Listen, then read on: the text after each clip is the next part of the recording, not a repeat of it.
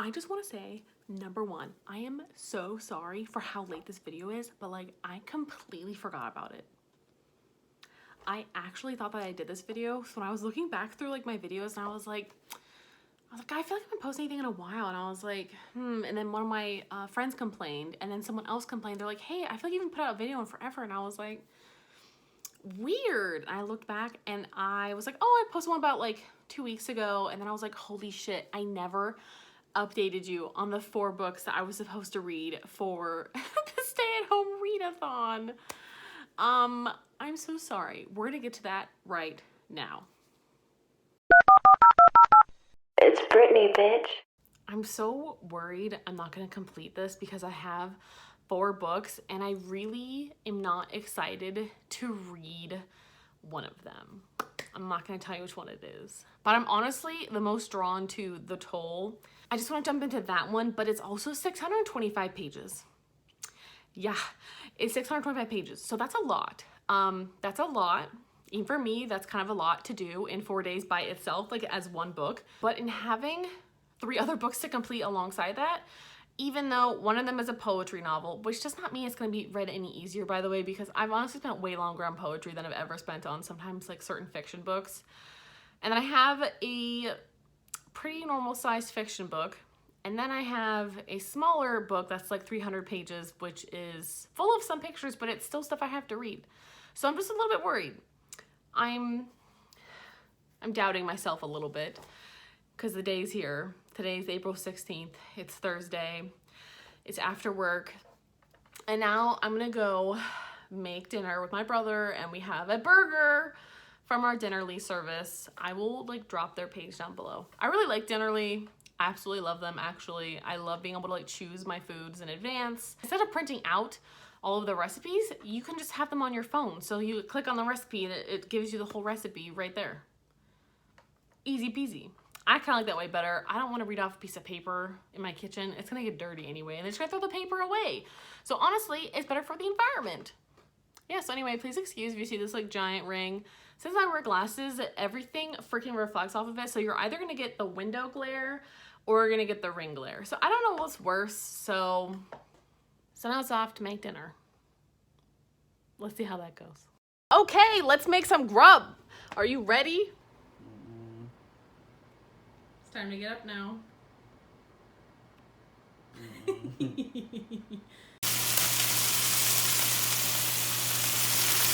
I literally think I got some like on my phone. But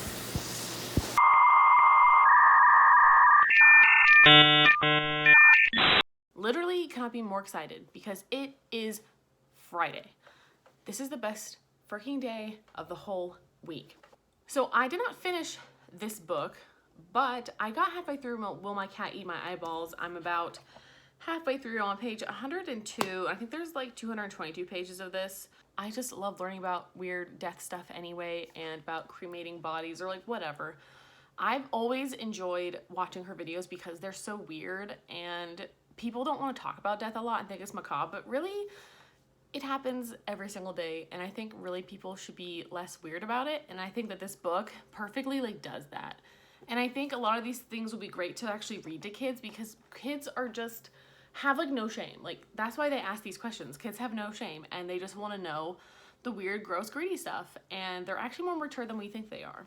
And this would be a fantastic book to read to your kids, and I can't wait to read it to mine and hopefully inspire an emo phase. So I'm sure I'm gonna finish this today on Friday. I barely touched The Invited, barely touched it.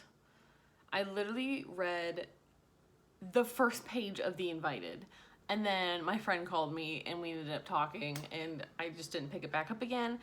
So for this challenge, I've still only read half of Will My Cat Eat My Eyeballs, and it's Friday morning. I'm a little worried. That's okay. I'll keep you updated. I'm definitely feeling a little concerned that I may not finish this. I know even the founder of the Reading Rush, Ariel herself, she's only reading 2 books because she's counting those 2 books for like all 4 of her prompts. But I feel like that's cheating a little bit. I am a believer in that. If that is my prompt, I will pick a book for each prompt. I myself am currently creating a readathon for next year that is secret under construction. I'm hoping by then I'll have more subscribers so people will actually like join in and not just be like, hi, you're my family, like nice to see you. I see you all the time, you're my friends from work. Nice, thanks for watching my videos. People that actually will like read and are part of BookTube will join in on my readathon. So I'm hoping by next year I'll have more subscribers that will actually be like BookTube nerds that will do it with me.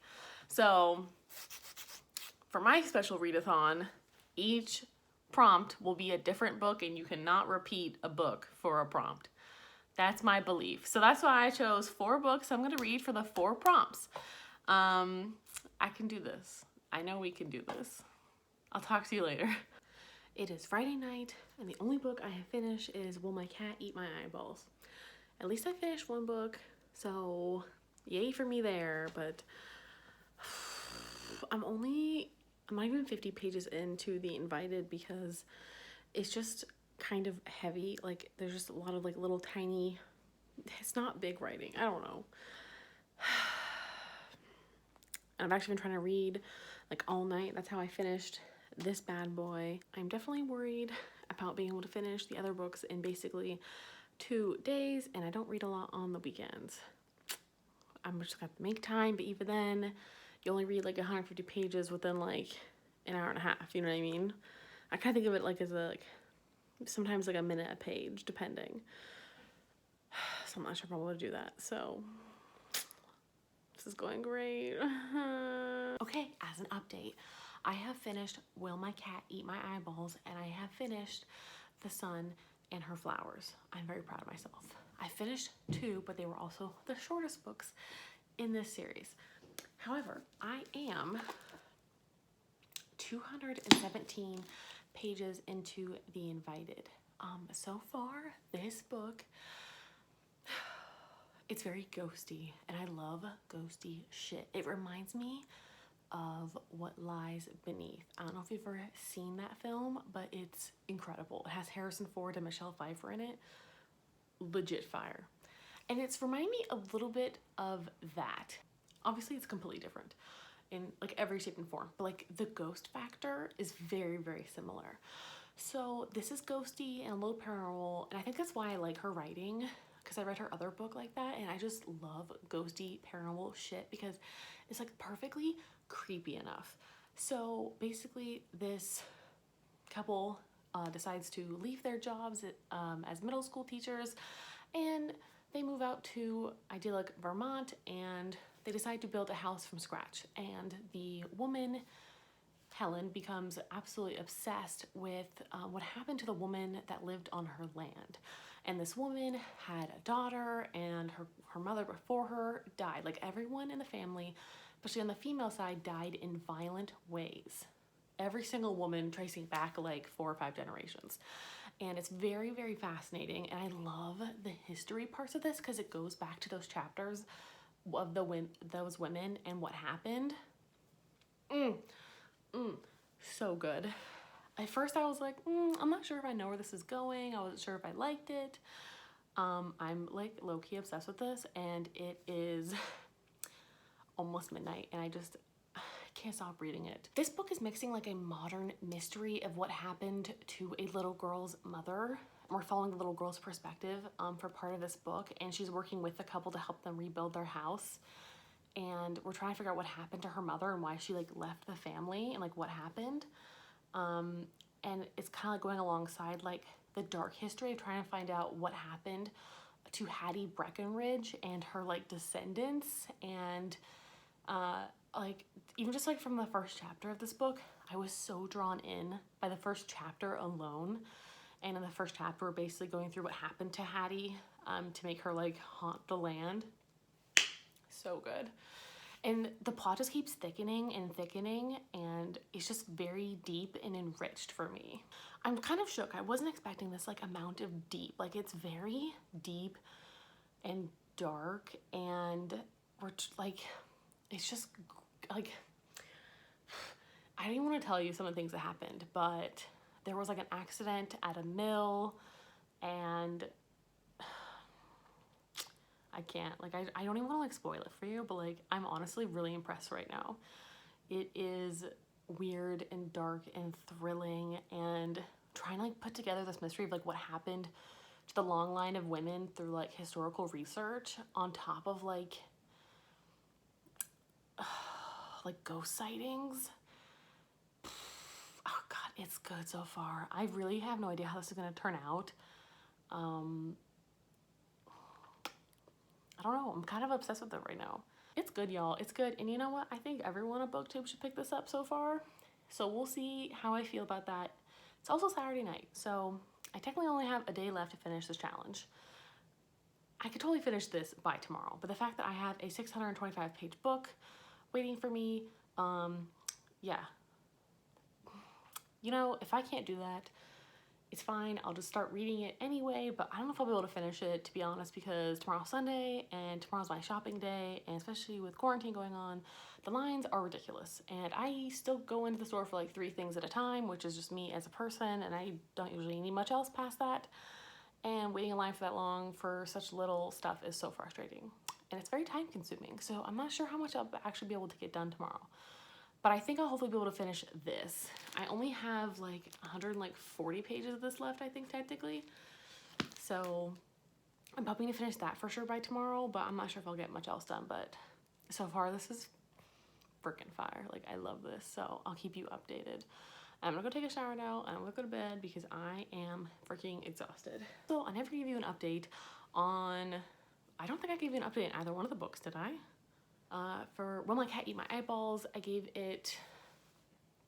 believe I gave it 5 stars, 4 stars, I don't know. For The Sun and Her Flowers book, I enjoy her poems, but some of them aren't fully actualized poems. They're literally little sentences that just don't feel like complete poetry to me.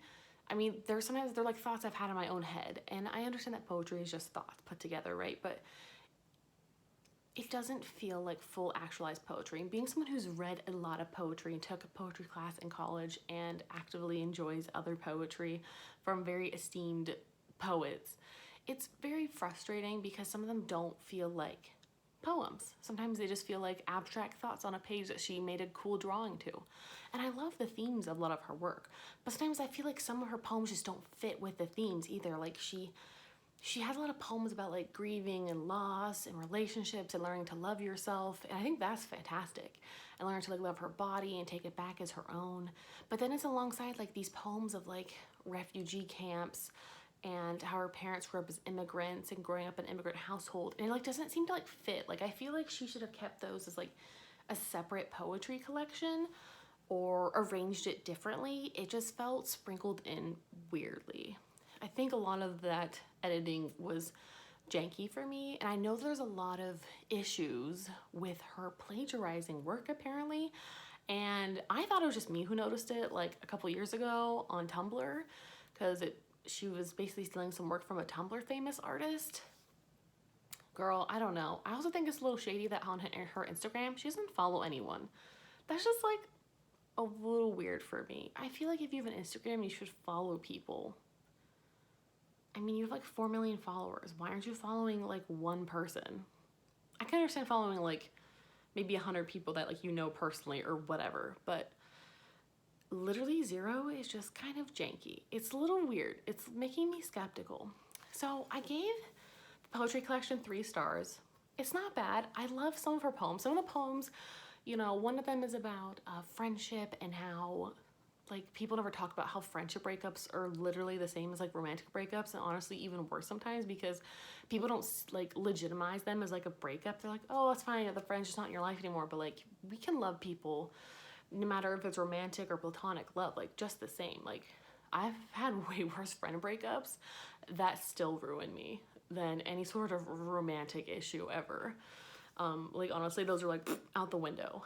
But what's haunted me is some friendships, and I think that was the one beautiful poem that really stuck out to me in the whole book of like 240 pages. So many of them are really good. I think it's beautiful that her poetry got a lot of people today interested back into reading poetry. And I think that's something that I can attest for her, and I think that was really good that she did. Do I think it's the best poetry I've ever read in my life? No.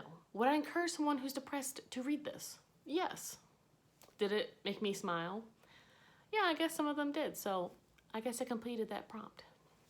Okay, I'm exhausted. I need to go shopping tomorrow and get up early and do shit, so I'm out, and I will talk to you guys tomorrow. Hopefully I'll have a really good update for you. I hope you can hear me, but that is my fan because I just took a shower because I am clean. I honestly have not completed the Toll because that's like basically impossible for me to finish this long of a book in a whole day where I do a bunch of other garbage. By the way, I don't know if you can see, but this is the shape of a tuning fork on the hardcover. Those of you who've actually read the Scythe series, you know what that means. I'm currently 150 pages in, and it's not the same as the first and the second one for me currently. For the first and the second one, it just pulled me in like instantly, and I just couldn't stop reading. Not that this one has been like hard to read by any means, but I feel like it's taken so long to get to any sort of plot that made any sort of sense that it's like a little bit frustrating, because I feel like the first and the second one just were so good with like their plot, and so far I feel like what has happened could have been shortened by like half. Like at page like 88, we finally see a character from the second book that I've been waiting for, and that was just such a long wait. Like so many of the characters that were introduced in this so far, I just don't understand like their relevance. I guess it's pretty early on because this is literally 625 pages and I'm only on page 150, but it's also frustrating because I was hoping to be like falling in love with this more, and I'm obviously staying up late to like read this, okay, because like I have to, but it's just like, I don't know. I can't say much more about this without spoiling it for people, so I'm just gonna say this. So far, I'm not in love with it. So far, it's not a 5-star for me. The first and the second book were both 5 stars. This so far, I don't know. This one is much more like metaphysical at this point, is the best way I can think to describe this. I also just have no idea what's gonna happen because I haven't really seen those storylines I've really wanted to see in 60, 70 pages. Oh, goody. Okay, so the next page I'm literally gonna start reading is a freaking person I really wanted to read. Not that other people are like uninteresting, but you know how you can kind of pick like certain viewpoints that people you like to follow? It's kind of like the main viewpoints from the first and the second book. Really important. So, by the way, even though I did not complete all my 4 books in the 4 days, technically, I'm still like very, very proud of myself because I've read so much this weekend and I have not done any editing. I didn't play on my computer and play any Sims. I did nothing of the sort. I literally read every freaking second that I had and went shopping and cleaned my house and did all that stuff this weekend and got myself ready for the week. So I'm actually feeling pretty proud of myself that I've read that much like all weekend. I mean, that's pretty impressive.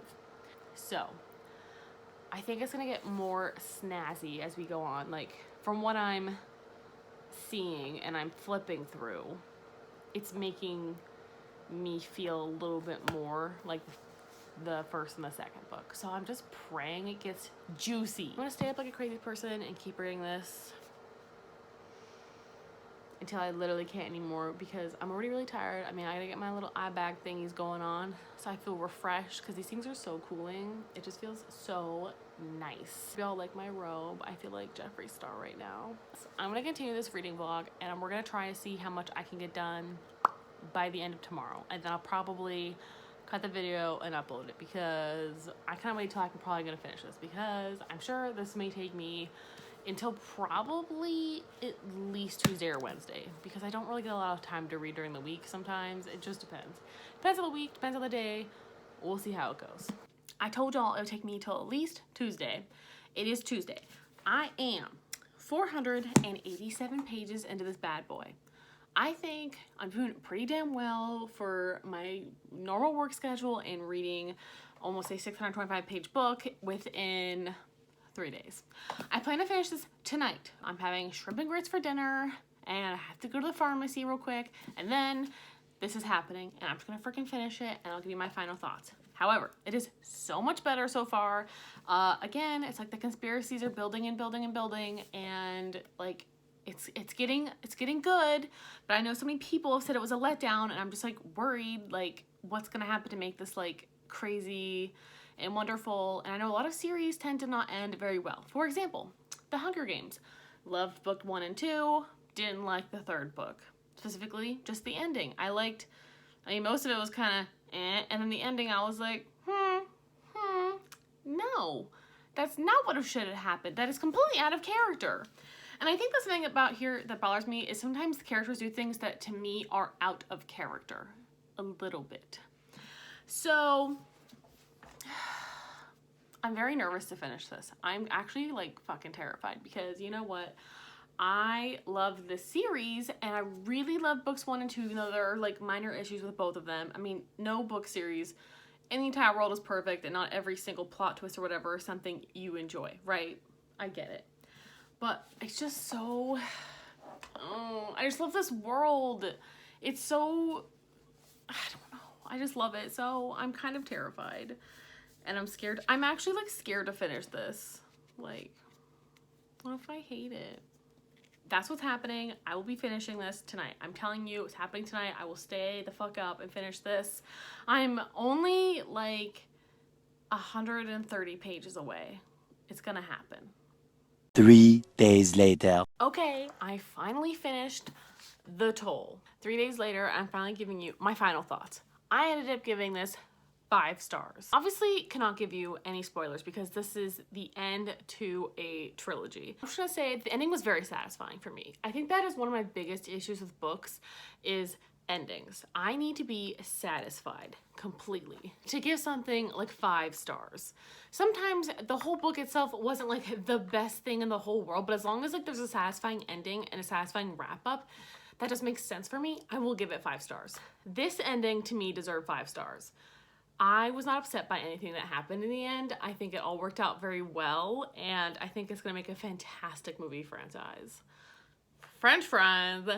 Franchise. It was the perfect bittersweet ending. And I think that so many authors go for like the super tragic or the super sweet ending. Or they do bittersweet in the wrong way. And I don't know how else to explain that, but it's a thing.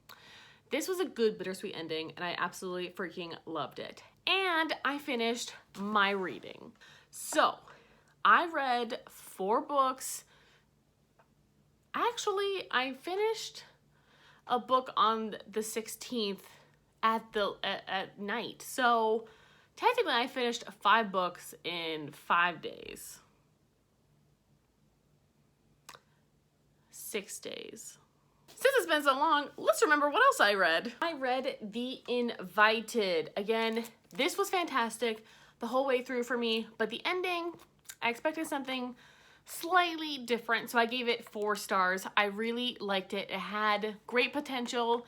The ending was not bad by any means. I just really wanted something to go wrong, like more wrong. It wasn't that there was a lack of a twist. That came out of left field. But I really wanted something fucked up to happen. I also read The Sun and Her Flowers by Rupi Kaur and gave it 3 stars. This is cute little poetry. I would definitely recommend this to a teenager.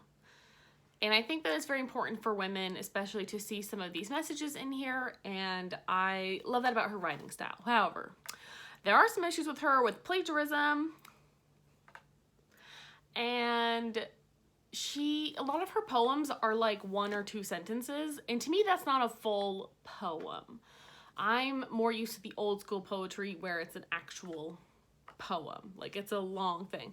Some of her longer poems I really enjoyed. I like her style. It's easy to read, but it's also not very like deep. It's very literal. Like she kind of means what she says and she explains it in a way. Sometimes I like poetry where I have no idea what the fuck they're saying. That's just me. Last but not least, I read Will My Cat Eat My Eyeballs, and I gave this 5 stars. I know that it's technically a nonfiction book, but for me, I tend to also rate those higher if I enjoyed the information because I think this is really well done for the concept, and this cover is amazing. The art inside is amazing. I love the way that the author, the wonderful founder of the Ask a Mortician YouTube channel, how she speaks, and you can hear her voice in the writing. It's literally, I can hear her voice in my head as I'm reading it. And I think it's also just I'm a big fan of her and I enjoy her work. So to me, like, this was an easy 5-star read, and it's pretty small.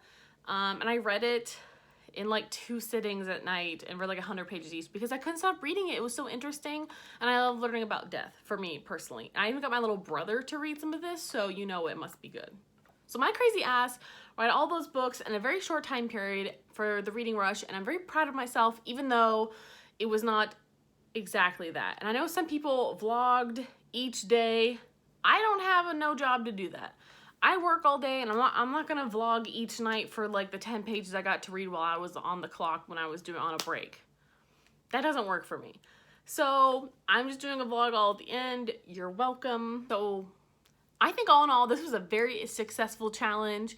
I am very happy with what happened, and I hope that you guys are too. I hope that you guys read a little bit during this. I know some of my friends that actually did participate, so I'm really proud of all of you too. You did a great job.